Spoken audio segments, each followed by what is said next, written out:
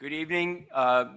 This is the Town Council in open session, calling to order the meeting on October 5th at 6:30 PM and calling the meeting to order. First item on the agenda is to go into closed session regarding Ballards and potential litigation and review of the current litigation. Do I hear a second to the motion to go into closed session? Second by Keith Stover. Any discussion? Okay. Mark, how do you roll? Aye. Keith? Yes. I am the same. That's unanimous. Martha Ball is on her way in. And so we will go into closed session and come back to the open session at 7 o'clock for the regularly scheduled meeting. Thank you very much, and thank you for coming back in 28 minutes.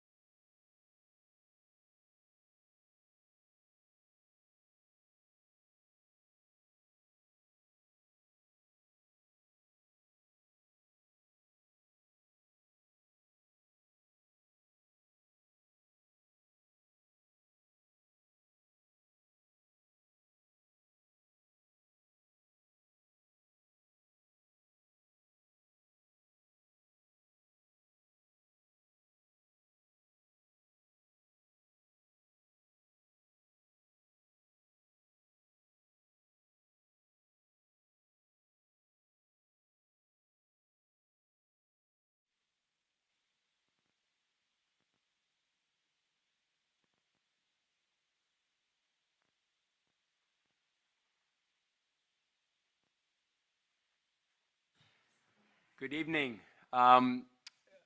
We just come out of closed session, so we just needed, technically, open session was started half an hour ago, but we came out of closed session, no votes were taken, and I make a motion to seal the minutes. Second by Keith Stover. Mark, how do you vote? Martha? Aye. Keith? I am an affirmative as well, and that ends the closed session, and now we're into open session. Thank you all for coming. New Shoreham Town Council meeting, Wednesday, October 5th at 7 o'clock, and the single agenda item is discuss community budget priorities. And I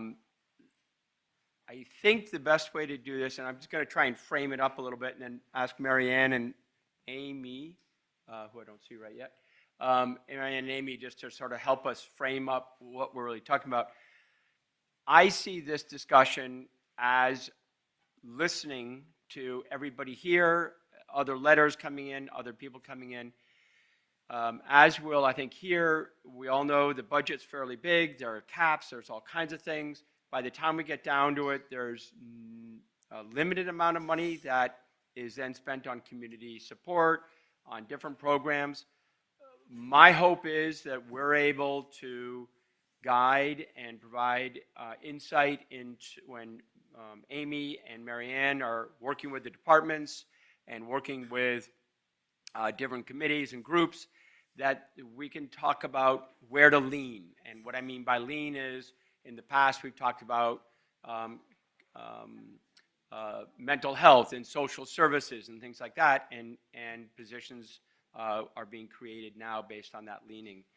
My hope is then we can get a lot of dialogue from all of you and input from you as to sort of where one leans when there's any funds that are potentially available. So as we do that, my feeling is it would help to get an idea of the funnel. Funnel mean what's the top, what's really flexible here, and how does that work? So Marianne and Amy, maybe you can guide us through this for a minute. So I'll begin, and then as I do often when we discuss budget, as I punt over to Amy. So just to provide the members of the council and those in the general public here this evening, just the foundation of the budgeting and some limitations we have with budgeting, specifically as it relates to the tax levy, which is where we generate most of our revenue. Sure, where we get most of our revenue funds to fund the town's budget. Under Rhode Island general laws, we can only increase a tax levy by 4%. There are exceptions associated with that, and they're specifically identified, and they relate to if we have a significant drop of non-property tax revenue. Also, if we have a situation where we have a significant increase in expenditures, such as health insurance or utilities. Also, if we have a net increase in our debt service, which we've had in the past couple of years, which has allowed us to request from the Department of Municipal Affairs an increase in the tax levy. And the fourth one, which we most likely would not see here, is if we have substantial growth, and the substantial growth is usually related to a significant subdivision where you have 40 to 50 new homes, which would then require more service. Will be requiring more service as relates to snow plow and trash pickup, students in a school, and things of that nature. So the tax levy, as it currently stands, and the 4% increase that we will be allowed to increase our budget next year is about $470,000. Granted, we'll have increases and decreases in other areas, but that just gives you the foundation of how much additional funds we will have available. As we go through the budget process with our department heads, we do look at some of the fees that some of our department heads do charge. Last year, we did increase, I think, some in the harbor. A lot of our fees, and as it relates to the clerk's office and building official and building inspector, is determined by state statute, and they usually gives us a range. And a lot of those, we are already at the top of that level. So even if we increase fees, it's not going to be significant revenues, and there's not a significant amount of fees that we can increase. So at this point, one of the things the council asked us to do for this presentation this evening is to just give a broad overview of where most of our budget is located and what most of the spending is related to, and break it down into a couple of handful, if not less, of categories. And that's where I'm going to turn it over to Amy, where she's going to explain to you where our funds are budgeted. And this usually doesn't change from year to year. And what I have found, what we budget for in the significant areas is not unusual. It's the same that we see across the state and a lot of local governments. So Amy, at this point, do you want to pick up? There we go. And this isn't going to be new information for most of us in the room. When you look at our $16.5 million budget for the current year, right off the top, you're looking at $6 million that's related to the school. So it's actually, sorry, I'm wrong column, but 17 million for the current year. So $6 million of that is school support. You're going to take right off the top another $3 million that's related to debt service. So those are things that are essentially outside of the discretionary spending of the town council and almost of the voters to an extent. And then when you think about what things can be adjusted here and there through the year, we also have some commitments that are already on the table. So Marianne mentioned the $470,000 if you were to max out that tax cap, which again, in itself is an assumption that that's a goal that we want to hit. But we have an employees contract, and we're looking at about $100,000 in contractual increases today based on the contract that's in place. We have an additional $115,000 of debt service coming on next year. $115,000, and that's just a principal timing issue. It does come back off in the subsequent year, but with some of the refundings, there's a little bit of a bump. And then we have positions that were introduced in the current year budget that presumably would be filled on a full-time basis for next year. So we have, depending on how those are staffed, between $100,000 and $150,000 of expenses related to filling those positions in a year-round basis. So at the end of the day, if you sent me off to my office to make a budget without any input and using a general baseline of what we've been spending, it would probably already require some cutting. And that sounds really ominous, and I don't want to squash any really positive conversation that I hope that we have tonight. But we either need to be really creative or really clear in our priorities as we have these discussions. Because as we know, every year there's not a lot of year-to-year play in the funding model. So. Amy, when you start the process in your mind, do you say I want a 0% increase, or are you thinking already that extra 4%? I really rely on meetings like this to get a sense of what the council and the manager and the community are looking for and what those priorities are. What are the directions that we want to reflect as more important, and that could include no additional spending, keeping taxes where they are. That can be an articulated priority. So this kind of exercise is actually really helpful as those things come together. Because we did there a few years really push for level funding on a lot of things. Okay. Can you just help me for a second? Because you got the 6 million in the school, 3 million in debt, then you talked about incremental on employee and all that. Like employees or the other new debt, you talked about new employees, things like that. What is that is that literally getting us to the 17 million? You said we're already negative or at that level. Yeah, again, unless you had some major program changes in the operations. And that's something we can talk about. But assuming that we don't have any major changes in the service models and we don't have any major changes in income, which I don't think are on the table at the moment, but Okay. yeah. Any other questions? Okay. Sure.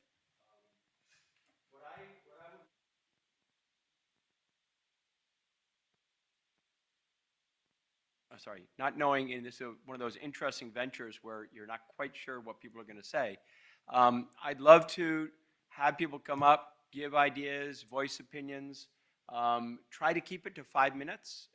If everybody sort of gets done and we have extra time, then we can always wheel back around. But I just want to make sure that we give everybody enough time. So I know, Gloria, you talked to me, and you have a little bit of personal time crunch.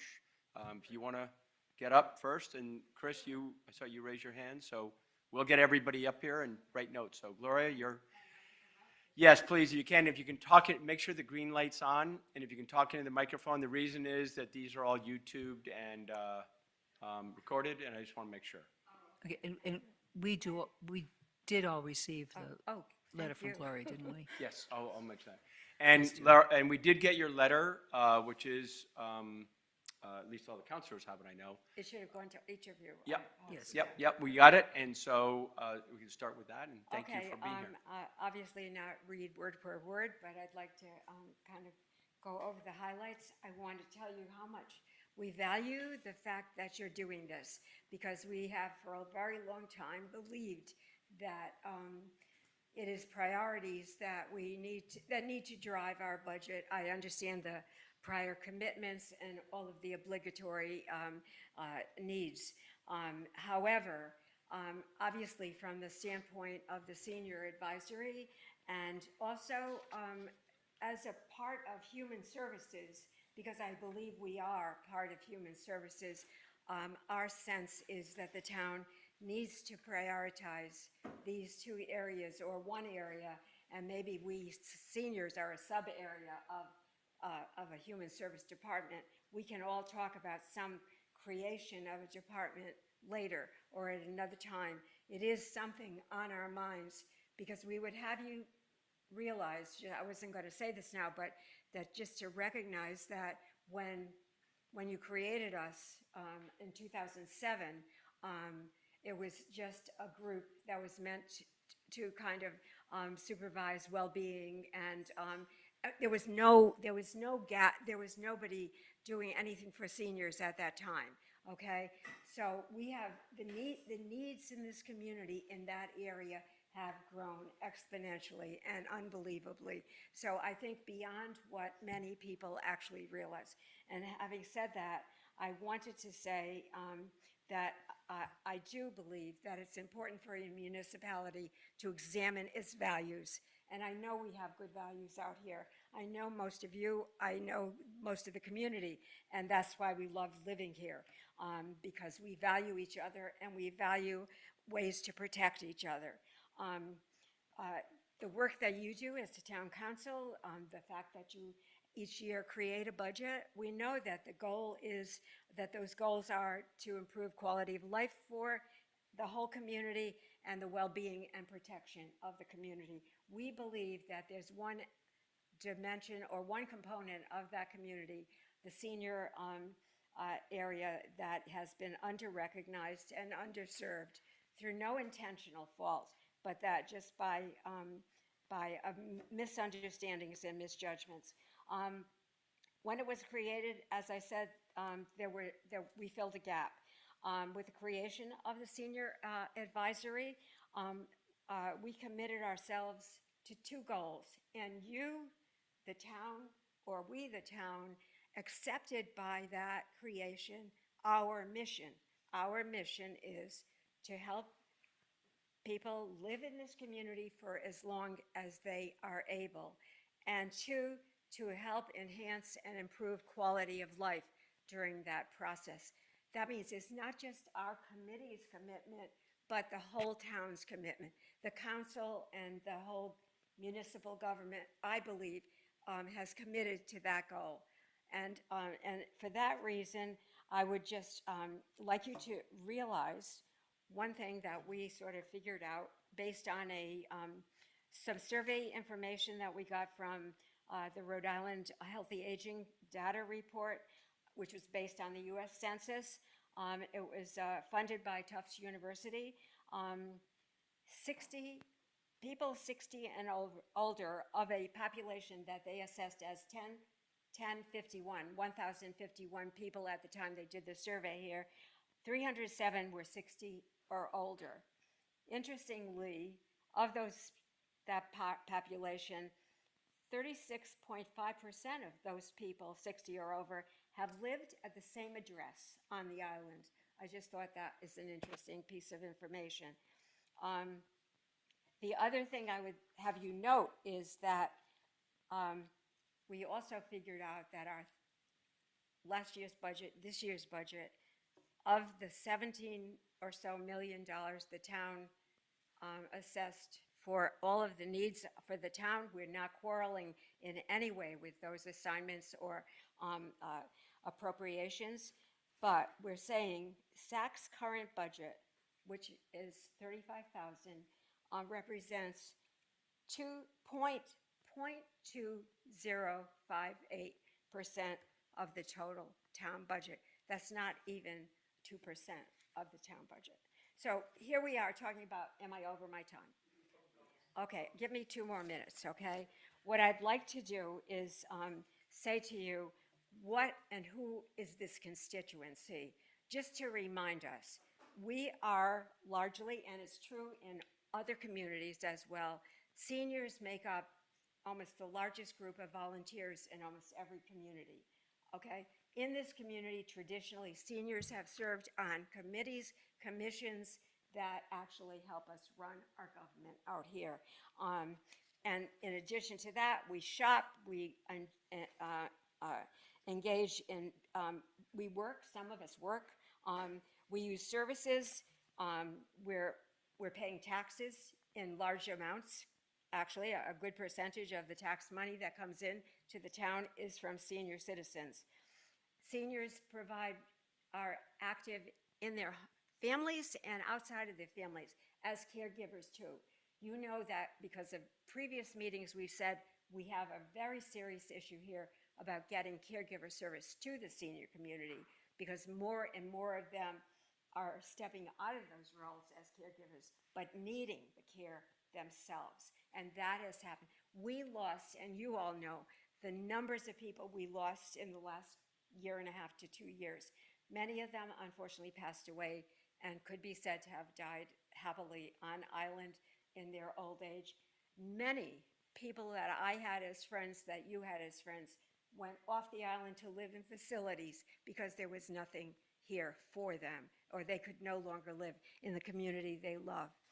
And I would just end on that, that those of you who are younger in the community, and you know, it's interesting, when Rose Jones came out from the, she was the president or chair of the Office of Healthy Aging. It used to be the Department of Elderly Affairs. There is now a new woman, a new leader, Maria Samini, whom we are getting in touch with.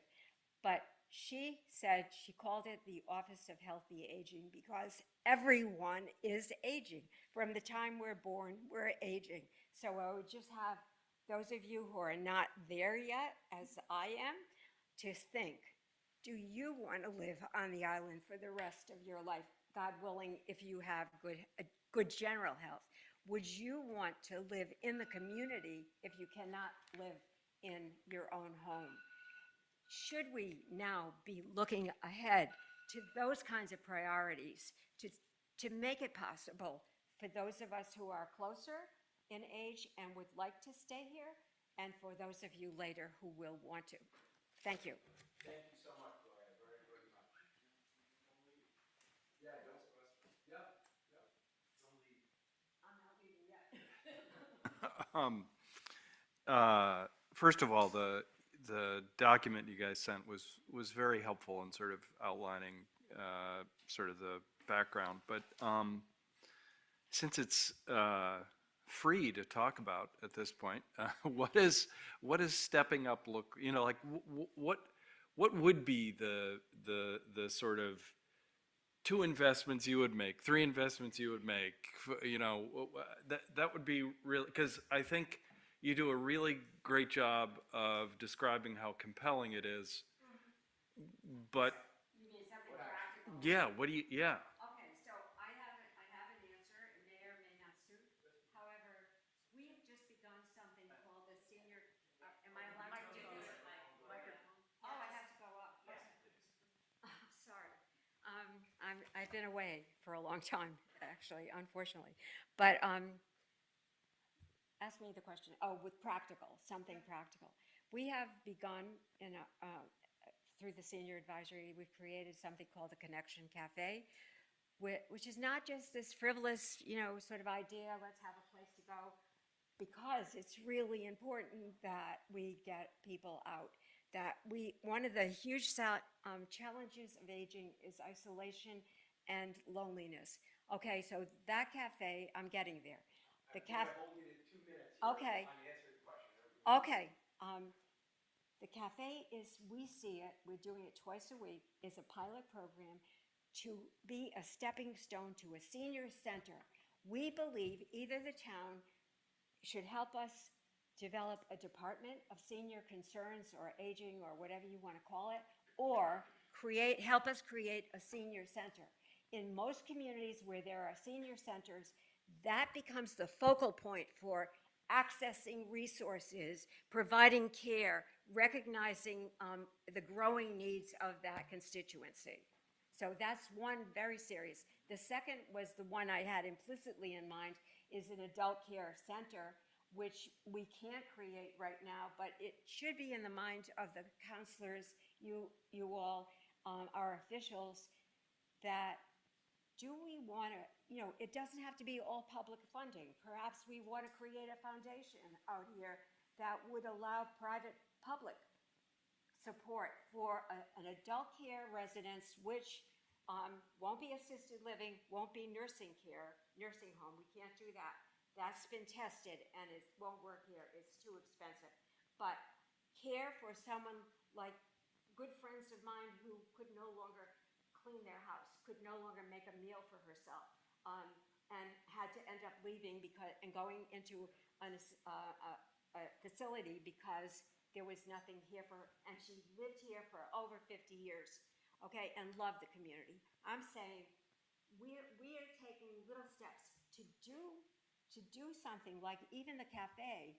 We don't have the money, okay, to pay for a salary for someone to set up our cafe.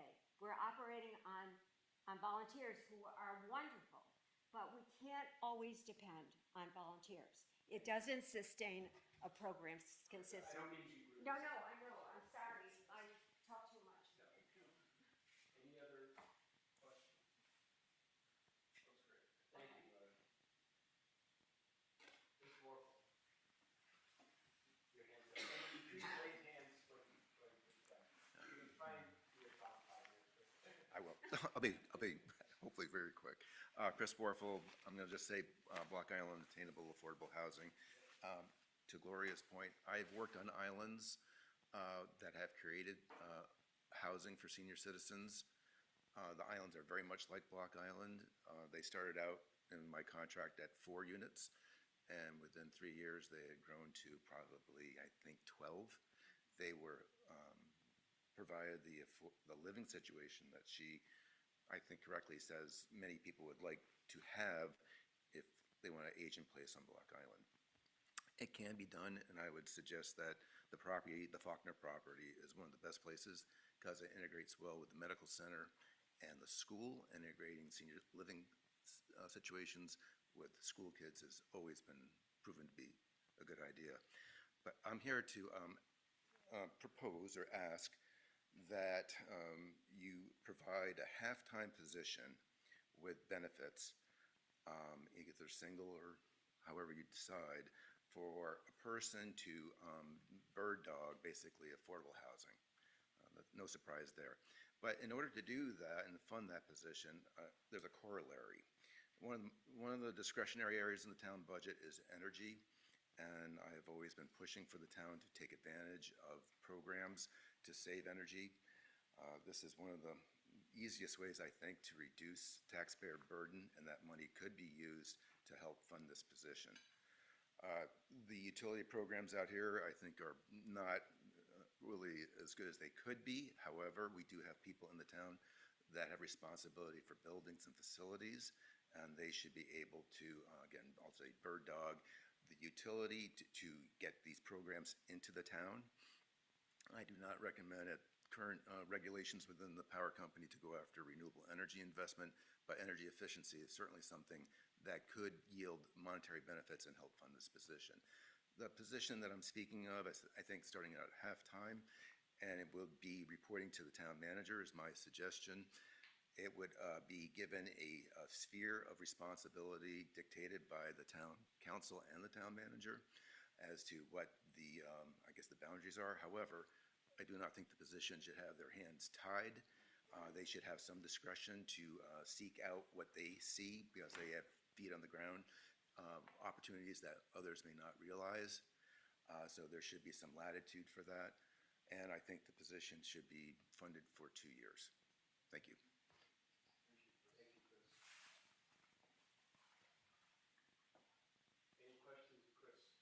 Yeah, just, Chris, quickly, your idea, there was an attempt at that some 30 years ago in the form of the Martin House, and sadly, only one senior came forward, and her residence there was very short-lived, unfortunately. So just because it didn't work then, doesn't mean it can't work now. That's a great idea. There's no reason to respond, just give them a little bit of history. That housing situation that I spoke of, that was on Vinyl Haven. They had people that did not need serious care. That was one of the requirements. But they did have, I'll say, a nurse practitioner available to to provide some services that may be overstating that person's qualifications. But there was some person to help do some basic things, make sure people were, yes. I think it's a great suggestion. There's some great stuff written about Vinyl Haven's model for people who haven't seen it. It's really worth a read or a look because it's very much a model that sort of built upon a combination of community spirit and town government involvement.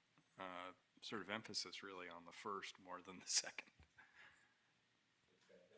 Yeah. I mean, it's really cool.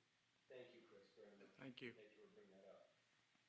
Anybody else input on community?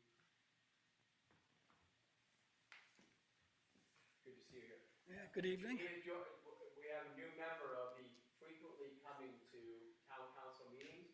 David Lewis is the other member right now. Kim Gaffett's often in that. So we're going to announce the individuals. Unfortunately, it's not hordes. Go ahead. Just shows you the state of my life, right? Oh, no. Nothing else to do but come to the town council meetings. One observation is I'm sorry? Your name. Oh, I said. I didn't hear it. Okay, John Formica from Pilot Hill Road. I just want to say I agree with Mark's view that I hope the council's not assuming there's a 4% automatic increase in the budget just because it may be allowable by the state, if I got the facts right. I certainly hope that that's not where we're starting. Actually, just to clarify, Mark, John, it is a 4% max, so we cannot go over that. So you're exactly right, and some people assume it was historical. Because an automatic 4%. But it's, yes. What I wanted to raise, and I know that Mary Ann's had some conversations at the state level, but to me, one of the greatest public safety issues we have right now are the condition of our roads. They are just absolutely abysmal. We have, as everybody knows, very narrow roads with no shoulders. And with all of the debris and the potholes and the decay of the roads, it's forcing everybody towards the middle of the road. And we just don't have the capacity within the road system to handle all this. And to the extent there's any discretionary monies, and I know you've got a lot of other great causes that you're trying to work into the budget, I really think from a public safety perspective, we need to deal with these roads. Thank you. You're right.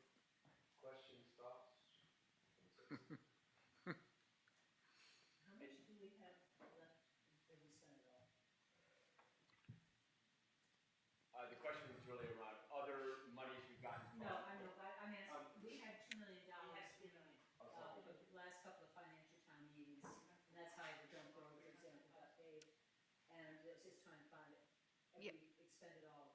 We have about $300,000 left, and I would expect through our budget process this year, you'll have another round of paving priorities, if you will, on the road system, at least for the town roads.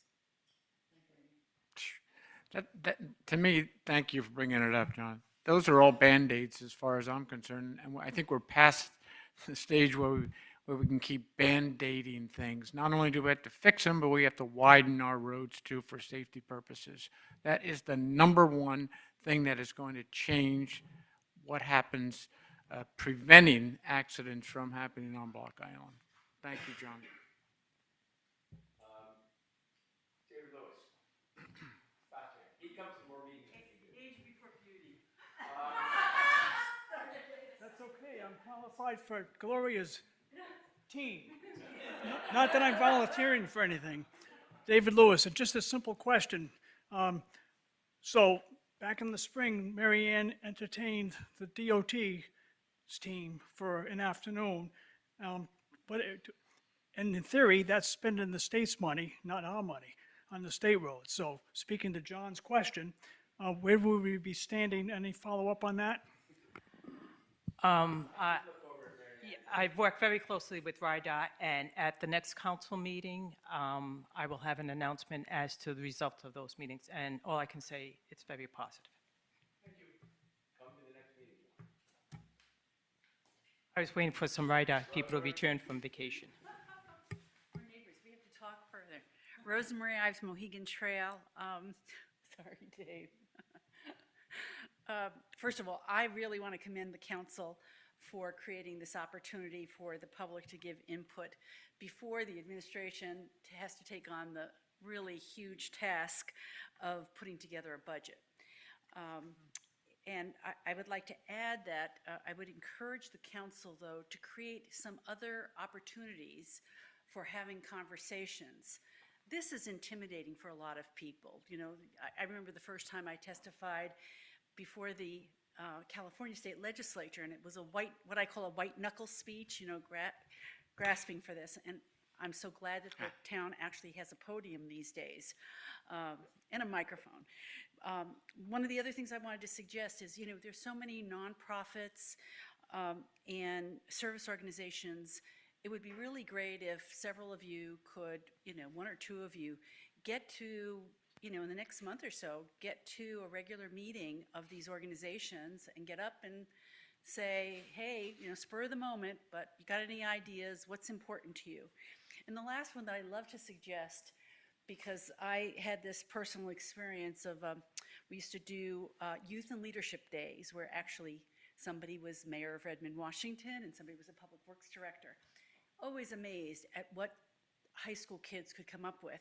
So I would suggest that you, at least some or a few of you, work together with the staff and maybe have a pizza party lunch with the high school students. I think that they would be very frank, very straightforward, and they know the island, and they would give you really good insight about what they're experiencing now, but I think they're really good.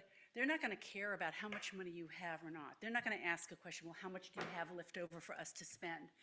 You know, you can do the sky's the limit with them. So I think based on this initiative, that would be a great idea. So I do want to do a disclaimer because I have not had an opportunity to review your capital improvement program, but I would like to say how important, you know, the use of data and metrics and really asking what is the issue, what is in the budget, what are we thinking about, and how many people benefit from it.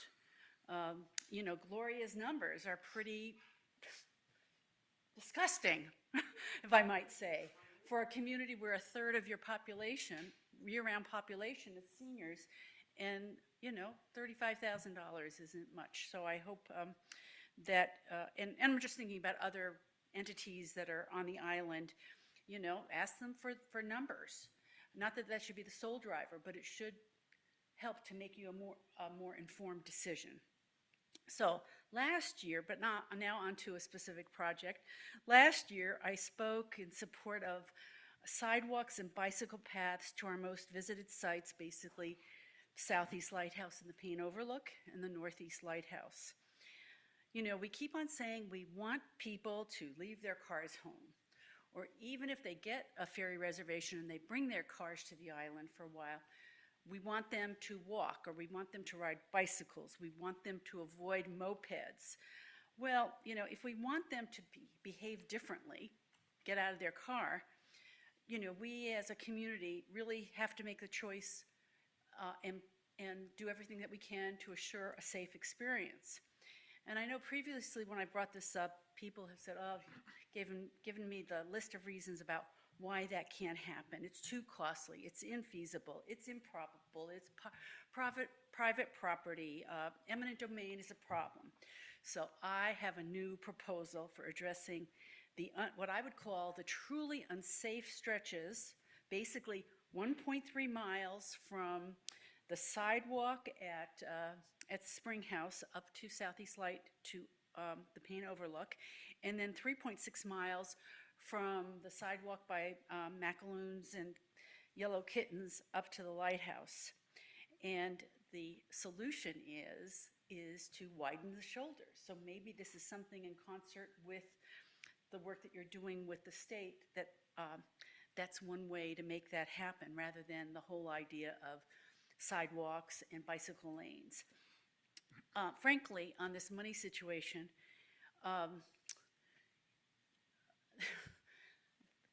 if the town had the capacity to bond $3.6 million for the Overlook property, which I understand all the arguments for it, but for me, public safety comes first, and so you should be able to bond and find the money to get these projects done right away.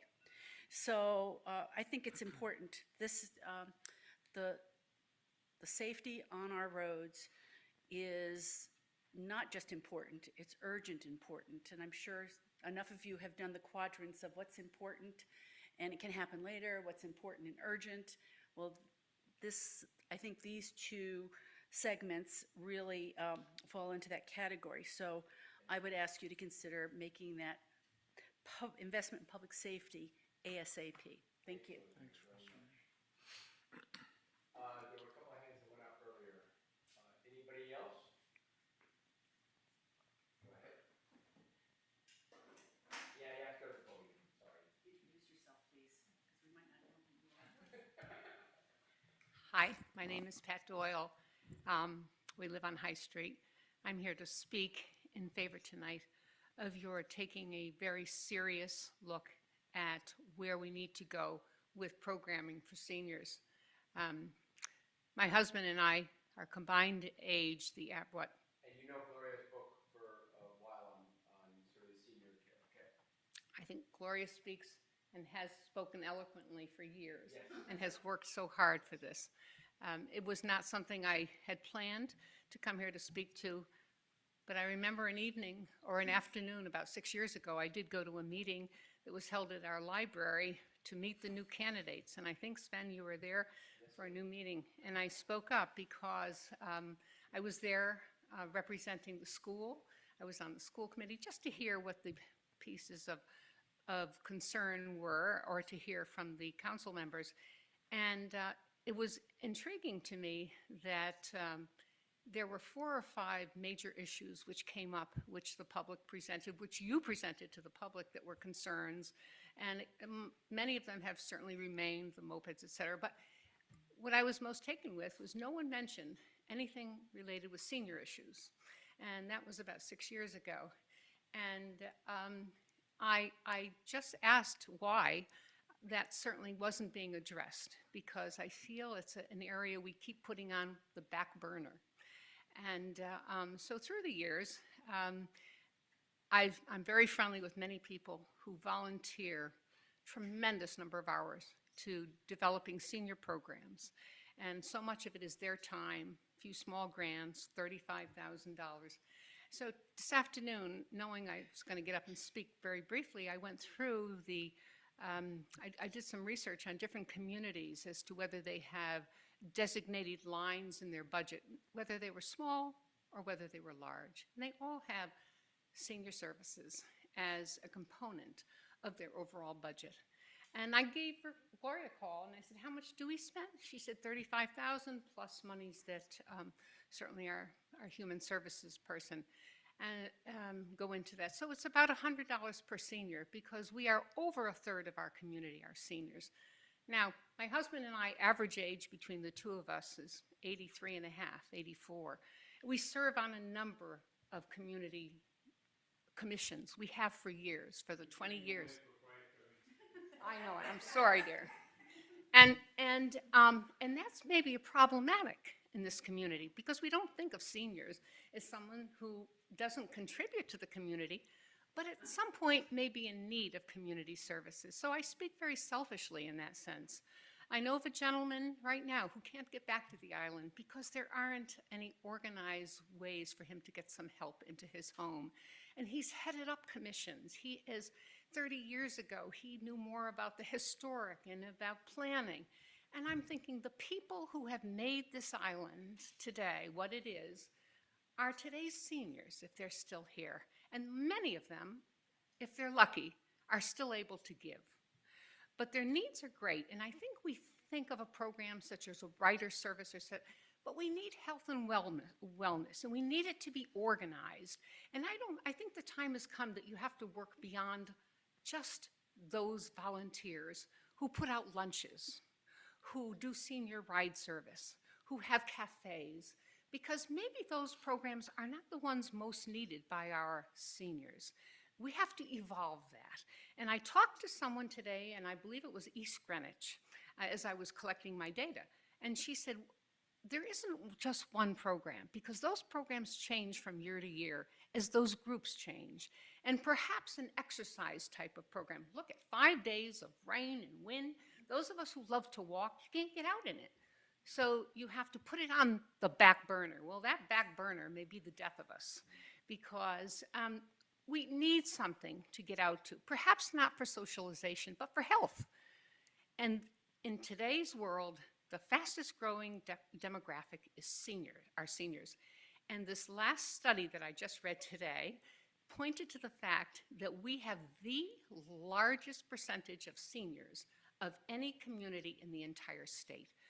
The entire state's average, I believe, 21%. We are at 37% of seniors. We would never consider it when we were starting our initial school program, and I sit on the school committee, and we absolutely advocate if it's only 8 kids who need a volleyball program, we get that program. If it's only 9 kids who are in need of special service, we get that.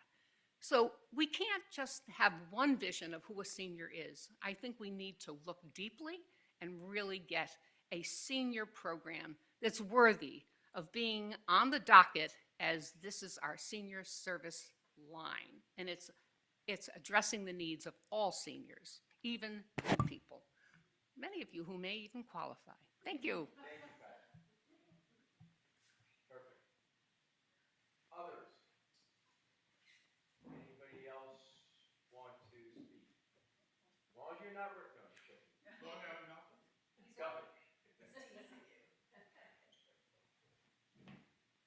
Do you bring the average age up or down? Unfortunately, up. I'm Tom Doyle, the wife of the previous speaker, the husband of the previous speaker. Yes. When you're old and gray and full of sleep and nodding by the fire, don't come to Block Island. The problem is there'll be nobody to tend your fire and no one who can help you out. As I'm sure several speakers before me, unfortunately I wasn't here to hear them, but they've mentioned the fact that there are people that want to age in place in our island, and they can pay for help. They can't find anybody to help them. It's something that you all might consider. Thank you.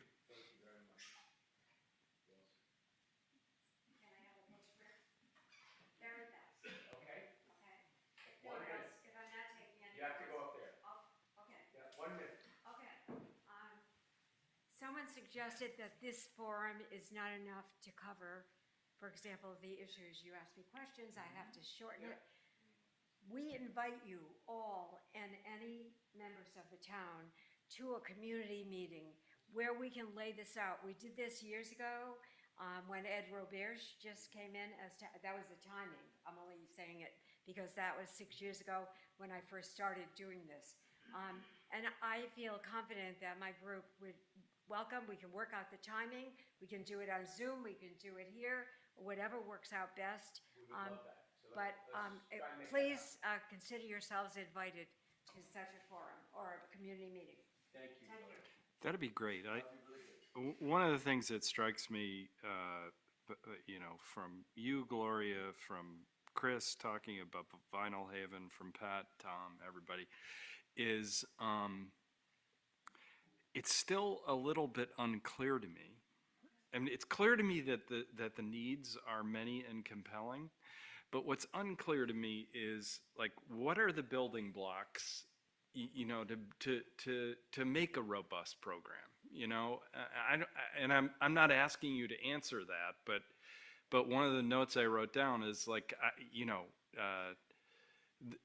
the towns that do it well, for example, what are the, what were the steps that they took? No, yeah, right. Yes, exactly. So that would be helpful. Well, I just want to add, I think whether it was Chris speaking about affordable housing or Gloria, or I'm looking over here and I'm seeing our illustrious library. We want to talk about community center and the programming that's come out of the library, especially through COVID, was near miraculous, is you really have to have a person who's assigned to do it, who's going to be the shepherd or the shepherdess. And the way the town does it is by paying somebody part-time, maybe, to really take that on. To wait for a volunteer. I think Pat was so eloquent about the people who've been helping and whether that next generation's coming along to accept the baton.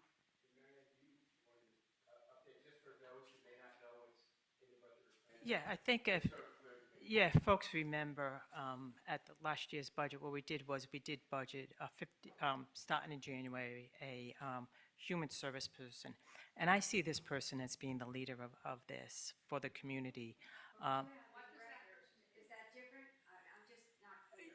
Of the one you have now, is that a different position? It's a full-time position. Oh, full-time. A full-time position, and originally, we were looking to start that position probably in January. I've chatted with our finance director and also with some of the council members. I would, most likely, that position will be advertised probably before the end of October, and we'll fill it probably, hopefully, well before the first of the year. And they would be the person, as I said, to handle those from 0 to 101. And in a lot of communities where they do have this position, this human service, the bulk of it, usually 50% of the time, is spent working on senior programs.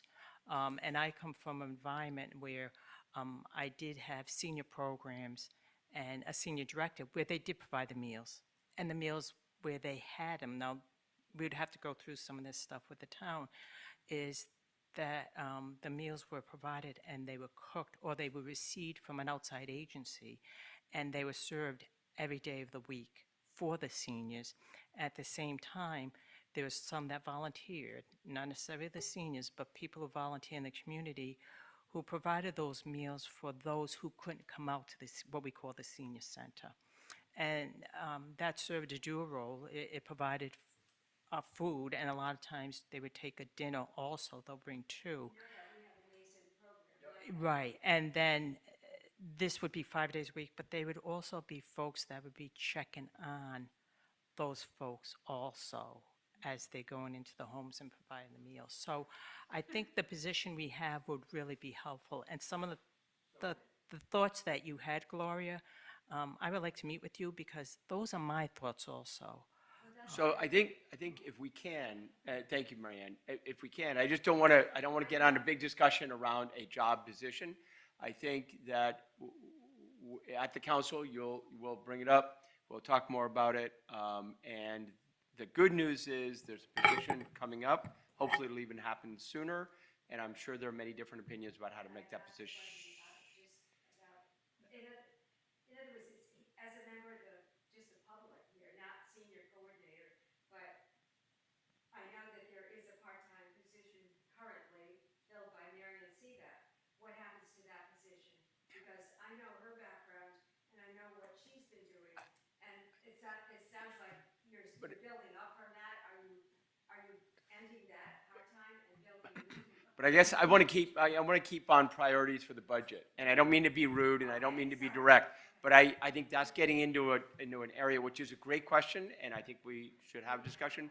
But I think you can do that offline. Sven, Okay. I'll get you back on course. Thanks. Because I won't be here past November. I'd like my colleagues to consider the zoning and building official department as a possible need for an assistant, because things aren't getting done that I think should be done in a timely fashion. And I'd like to know whether it's because of underachievement or whether it's because of understaffing. So I'd like to make that a priority for the new town council. Yep, so land use and building official. Yep. Zoning. Okay. Other thoughts, if we can try and just keep them a little bit away from that senior position, only because I don't mean to be rude. Kim Gaffey, you had your hand up. Next. Well, go ahead, Kim. We're going to work around this way. So. Go after seniors. Not that we're in that group. No. No, not me.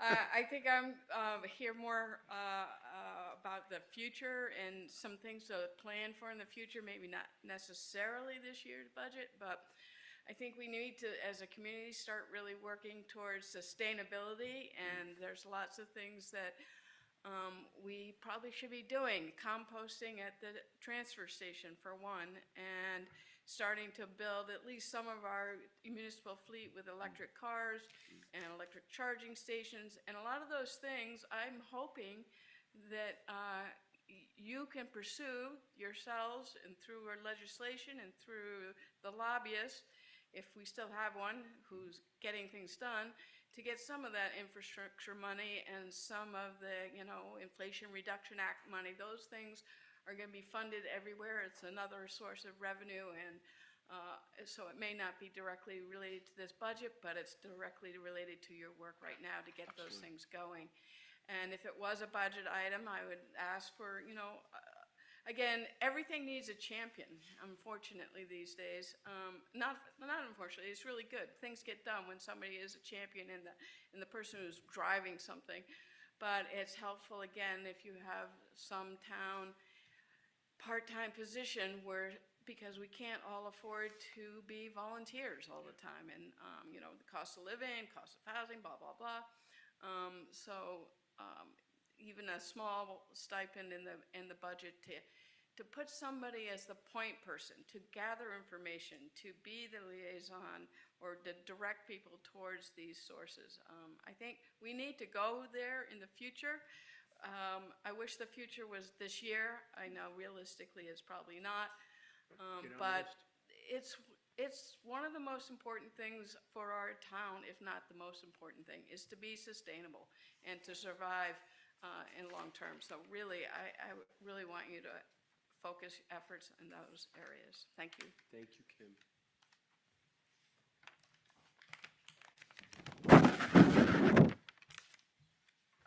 My name is Kristen Bauman. I live Thank on you, Kristen. High Street, and I am the Island Free Library Director. And while I appreciate the comment, especially in a public forum, to answer Keith's, kind of one of Keith's question is, you do get things done, we get things done at the library through a building, a budget, and staff, right? So that comes back to this question of staffing and a building, right? Gloria needs an office. This new social worker is going to need, or community, what this new position will need an office. They will need staff. So I disagree with Sven when he says that's not for tonight's question. I think Gloria's question is actually very appropriate. Is this an expansion of services, this new position, or is it replacing a current position? Are we building social services, or are we just sort of scooting around this way? So I think that does need to be answered, and I think we need to look at that, as we need to look at what's on the books now, right? Do we need a full-time public works director? Do we have some money there? Is this social services position going to be working with Gloria, or what does that look like? I frankly don't think we need as many police as we have right now. I would like to see preventative solutions, right? I want more rec people. I want more people in the rec department so that we have senior programming going on. Because guess what? Right now I'm in the hot seat when Pat Doyle says she couldn't exercise all week. Because I ran the exercise program that she attended for, look, all of these women. Look at them. Raise your hand if you can, I'm in the hot seat. And I can't keep, I try. I try to do as much as I can. But so, I would like to see more preventative and less end-of-the-pipe solutions, right? So as I speak to that, I would also like to see some mental health services grow out of that department. I field a lot of that through volunteer hours, and I enjoy that. And I'm happy to plug into my community in that way. But it's not my field. It's not what I'm trained in. It's not really my skills. I go to a lot of trainings, right? I've been to a lot of mental health first aid training for both teens and adults. But help there would be great. So I want to say that about social services and prevention and more rec. And of course, I'd like another librarian, which I'm getting this year, so that's great. I'd like to look at the budget at another time, perhaps, and know where the ARPA funds are going, where the opioid abatement monies are going. Could those help fund these services that we're talking about? Again, can we look at Public Works Director? Can we look at the police budget? That's another kind of meeting, I think. This is not what you're doing tonight, but there's probably some dollars in that budget that Amy can find, and not my skill. And I would like to say, on a totally different note, I'd really like to put some money into downtown. I think that when people get off the boat, we're sending them the wrong message. I think it's dirty downtown. I've been asking for years for a sidewalk cleaner. I think those sidewalks should be polished. They drive along in Key West and clean up the sidewalk every morning. Yeah. It's gross downtown. It's gross. Cigarette butts are, Yeah, and so when you get off that ferry, you're going to drink downtown. You're going to throw your cigarette down. You're going to throw your gum wrapper down, because that's what we tell them people do here. And we can do positive signs. We can do, I spoke to this with one of my friends, and she said, that's like your front entrance. That's like when you go into your home, and that's your front hall, right? And then there's the island, right? So that's where we have them. We have them in our front hall, and we could have more gardens, more green, cleaner sidewalks, positive signs that say welcome instead of don't do this, but welcome, this is what, just taking that whole spin a little differently.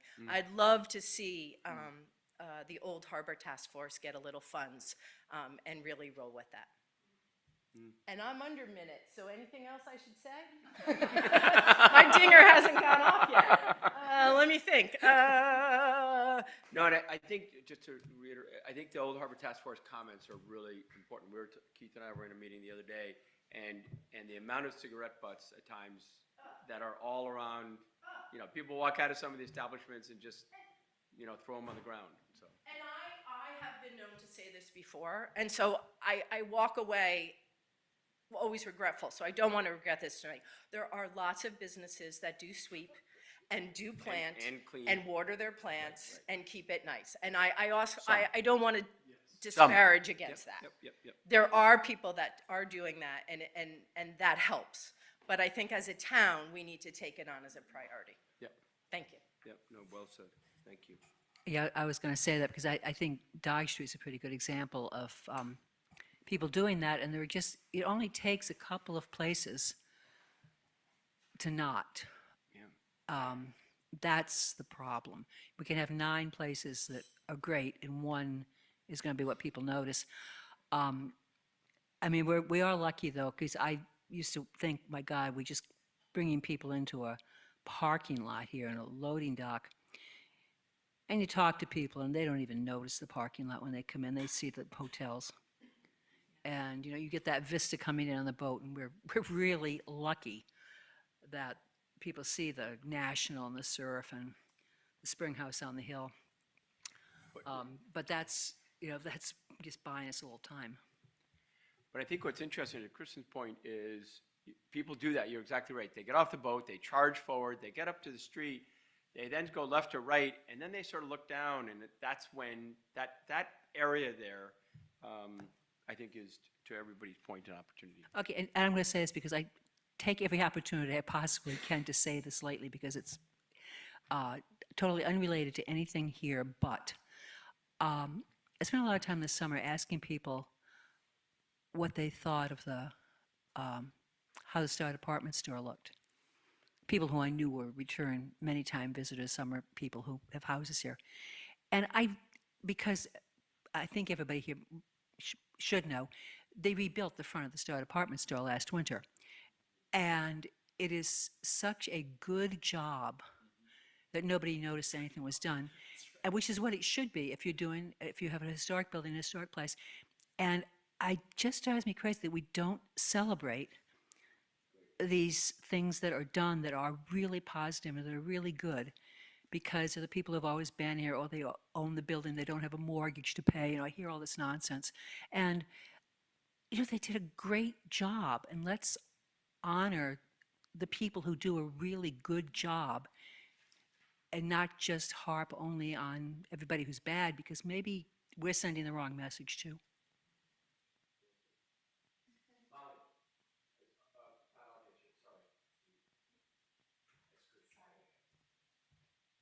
Hi there. Molly O'Neill from High Street. So interestingly, I had the sidewalk cleaner on my list also.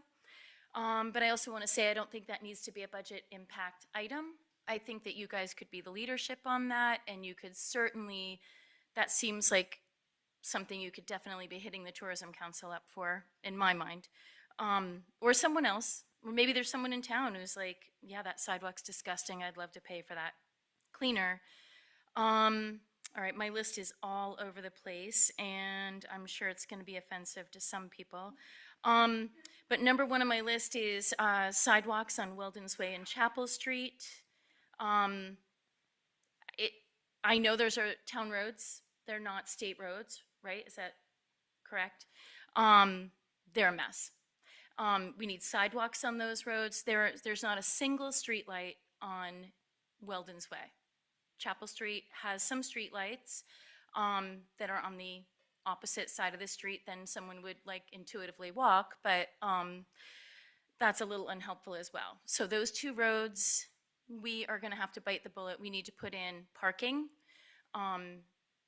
sidewalks, lighting, and I think while we're at it, we should bury the power lines and make it a complete project. Obviously, that is a budget impact, but probably something that's bonded.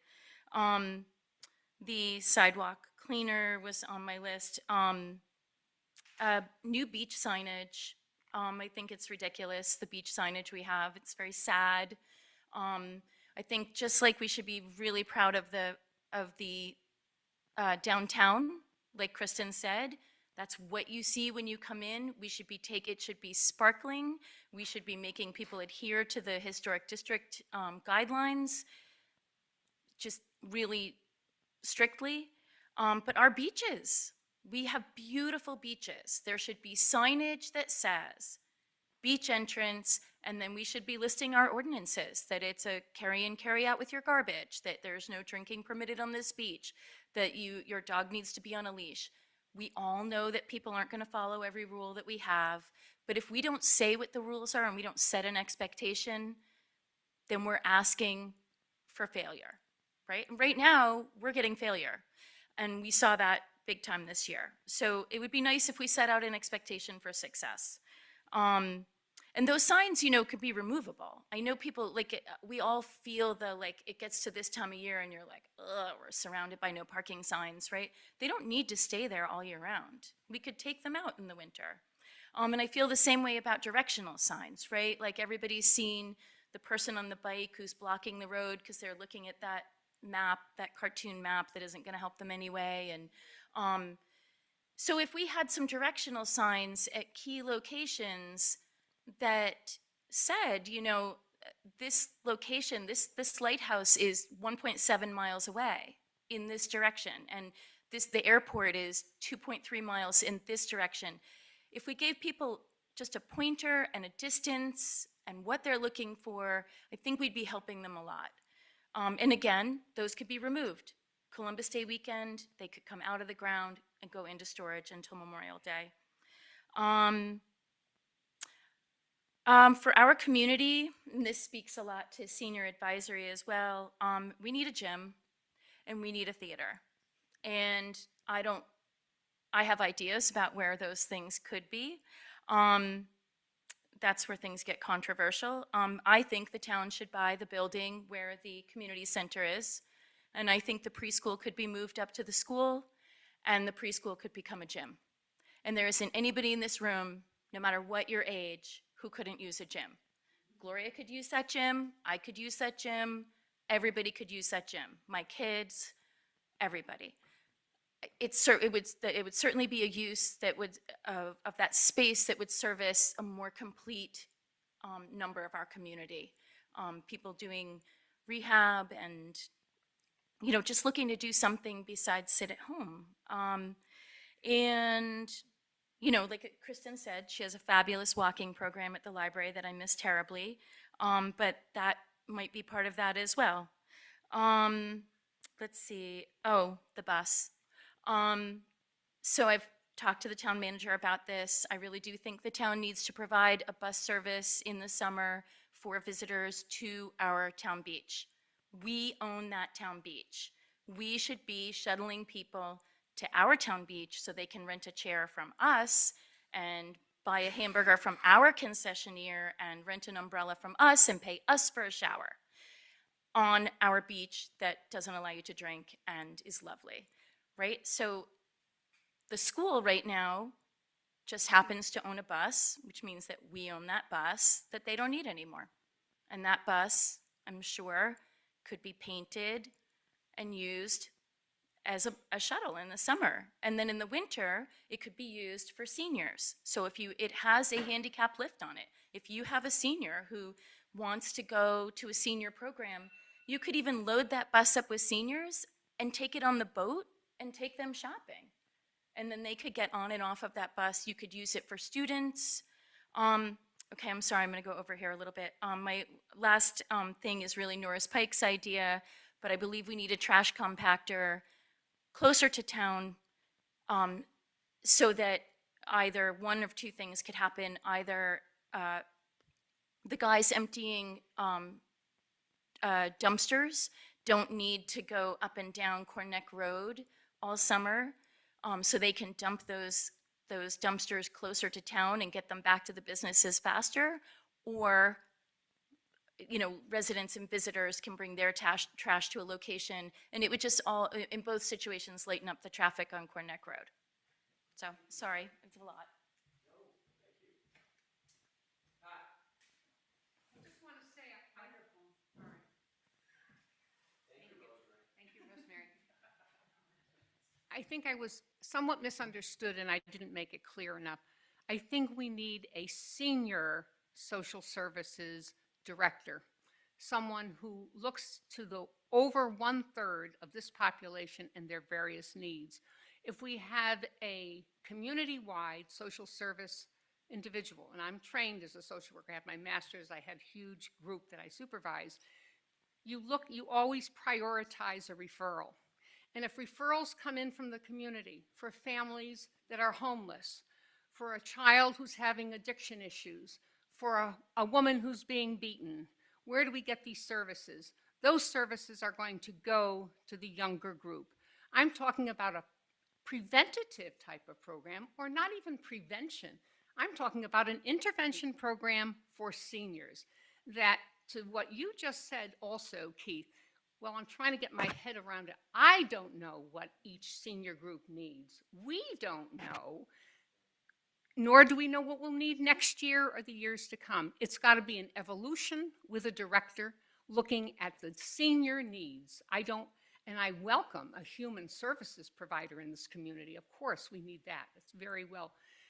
I think it's a good point to bring someone like that in, but we need a senior program here that, as most of the other communities in their lines on their budget, senior services. Thank you.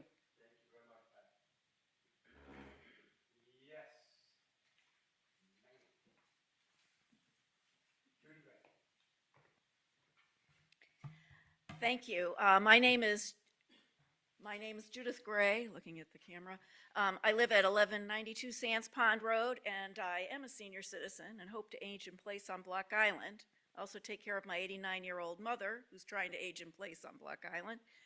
And as Gloria mentioned, I'm a senior citizen volunteer as the chair of the town's Sea Level Rise Committee, which is what I'd like to discuss with the town council from here on out.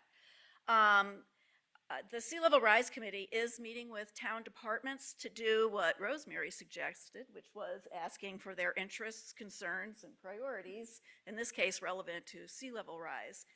And throughout the upcoming budget process, we will probably speak publicly to support budgets that build Block Island's resilience to sea level rise. For example, roads, infrastructure, power, water and sewer. Those are the kinds of issues that we're looking at. So for 2023, I don't foresee us looking for any significant increase for ourselves, but we'll be supporting parts of the budget that we think are in line with the sea level rise mission. For future years, just FYI, we have going on this year a URI capstone course, and they are looking at critical infrastructure at risk from sea level rise and increased storm activity. And so as that information becomes available, we hope to be continuing to communicate with you as we're learning new things, and that those will be the basis for upcoming budget requests. I also foresee that there will be a need in the future for either a new position or a shared role for somebody who's actually focused on sea level rise, including assistance with implementing projects, applying for grants, updating regulations and ordinances, and keeping climate change adaptation at the forefront of town planning for the future. Thank you very much.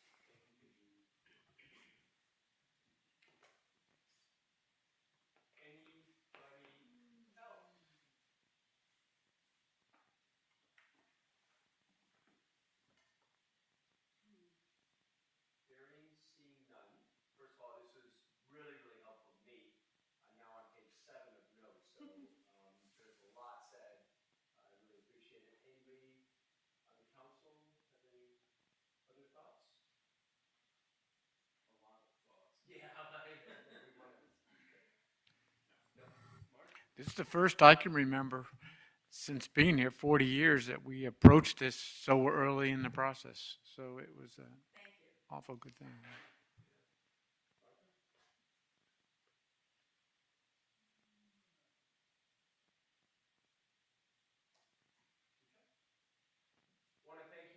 Excuse me. Want to thank you. Again, That not was a stutter not step. really exactly where, I think somebody besides Kristen should say that the library, I feel like sometimes I hear, this doesn't exist, this doesn't exist. And the library does so much, offers so much. Obviously, it can't offer everything. We're not trying to put that on you, Kristen. Kristen is still here, yes. Yes, And, right behind you.